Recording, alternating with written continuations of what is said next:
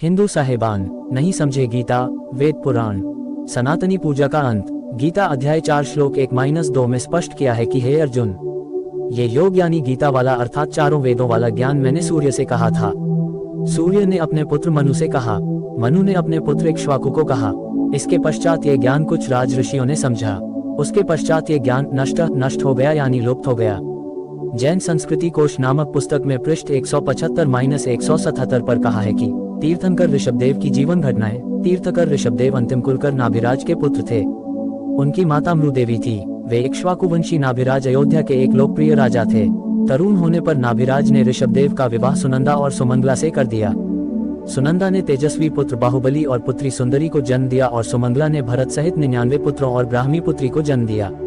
समय आने पर ऋषभदेव ने भरत को अयोध्या का, बाहुबली को तक्षशिला का और शेष युवराजों को उनकी योग्यता अनुसार राज्य सौंपकर संसार त्याग दिया और दीक्षा लेकर साधना में लीन हो गए। साधना काल में पानीपात्री ऋषभदेव 1 वर्ष तक निराहार रहे। बाद में बाहुबली के पौत्र श्रेयांस कुमार ने इक्षुरस देकर उनकी इस निराहार वृत्ति को तोड़ा। लगातार 1000 वर्ष तक तपस्या करने वाले मुनि ऋषभदेव ने अंत में केवल ज्ञान प्राप्त किया और धर्मदेशना प्रारंभ की। प्रथम धर्मदेशना भरत के पुत्र मरीचि को दी, जो बाद में जैन धर्म के 24वें तीर्थकर महावीर वर्धमान बने। तारांकन पवित्र गीता में क्या कहा है, कृपया पढ़ें व विचार करें। गीता अध्याय 6 श्लोक 16 में कहा है कि हे अर्जुन, ये योग यानी भक्ति साधना न तो बिल्कुल न खाने वाले की सिद्ध होती है, न अधिक खाने वाले की, न अधिक सोने वाले की, न अधिक जागने वाले की सिद्ध होती है। ध्यान देने योग्य, श्री ऋषभदेव जी ने गीता ज्ञान यानी वेदों शास्त्रों में बताई साधना के विपरीत शास्त्र विधि को त्याग कर मनमाना आचरण अपनी इच्छा से किया, जिससे कोई लाभ नहीं हुआ, न होना था। अन्य प्रमाण।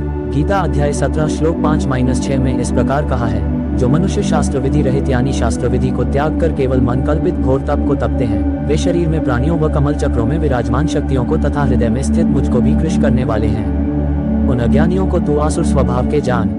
उपरोक्त गीता शास्त्र के उल्लेख से स्पष्ट हो जाता है कि इक्ष्वाकुवंशी नाभिराज तक यानी सत्ययुग में लगभग 1 लाख वर्ष तक वेदों यानी गीता वाले ज्ञानानुसार पूजा की जाती थी। उसके पुत्र ऋषभदेव जी से शास्त्र विधि त्याग कर मनमाना आचरण प्रारंभ हुआ। सनातनी पूजा का अंत हुआ। श्री ऋषभदेव जी की पूजा यानी घोर तप करना वेदोक्त साधना नहीं है। इसलिए ऋषभदेव जी की भक्ति शास्त्र विधि त्याग कर मनमाना आचरण था, जिससे उनका जीवन नष्ट हो गया था, मोक्ष नहीं हुआ। प्रमाण श्रीमद् भागवत सुधा सागर सुख सागर पुराण में इस प्रकार है।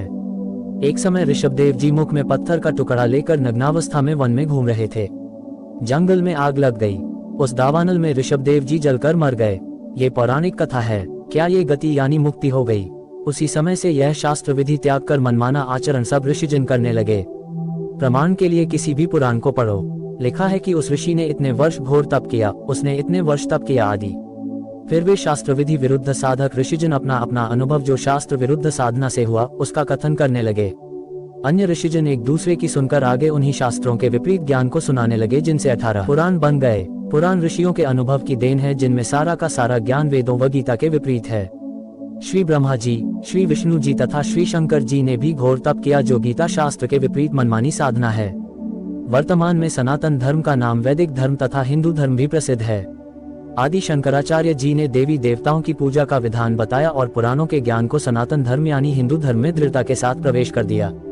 गीता अध्याय 4 श्लोक 1-2 को फिर पढ़ते हैं, जिनमें गीता ज्ञान दाता ने अर्जुन से कहा है कि मैंने इस योग को यानी गीता वाले वेद ज्ञान को, क्योंकि श्रीमद् भगवद गीता चारों वेदों का सार है यानी संक्षिप्त रूप है। इस तथ्य को पूरा हिंदू समाज मानता है। सूर्य से कहा था। सूर्य ने अपने पुत्र वैवस्वत यानी मनु से कहा और मनु ने अपने पुत्र इक्ष्वाकु से कहा। गीता अध्याय 4 श्लोक 1। हे परंतप अर्जुन, इस प्रकार परंपरा से प्राप्त इस योग को यानी गीता उर्फ वेद ज्ञान को राज ऋषियों ने जाना, किंतु उसके बाद वह योग वेद ज्ञान बहुत समय से इस पृथ्वी लोक में नष्ट हो गया यानी लुप्त हो गया। गीता अध्याय 4 श्लोक 2। ध्यान दे तो श्लोक 2 के मूल पाठ में नष्ट शब्द है, जिसका अर्थ नष्ट हो गया सटीक अर्थ है। राजा नाभिराज तक सत्ययुग लगभग 1 लाख वर्ष व्यतीत हो गया था।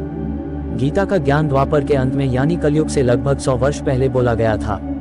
गणित की रीति से नाभिराज के बाद ये गीता का ज्ञान 37,87,900 वर्ष बाद बोला गया।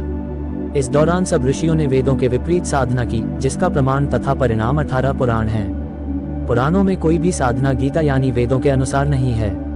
यहाँ केवल 2 शब्द लिख रहा हूँ ताकि बुद्धिमान संकेत समझें। विस्तार से इस पुस्तक में आगे लिखा है, प्रमाण गीता के विपरीत साधना का गीता अध्याय 9 श्लोक 25 में कहा है कि जो पितर पूजता है पितरों को प्राप्त होगा यानी पितर बनेगा।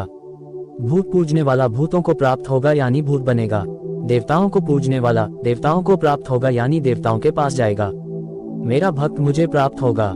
यदि पवित्र हिंदू धर्म की पूजाओं पर दृष्टि दौड़ाई जाए तो पता चलता है कि लगभग पूरा हिंदू समाज पितर पूजा, भूत पूजा, देवी देवताओं की पूजा करता है, जो शास्त्र विधि त्याग कर मनमाना आचरण होने से गीता अध्याय 16 श्लोक 23 के अनुसार व्यर्थ प्रयत्न है।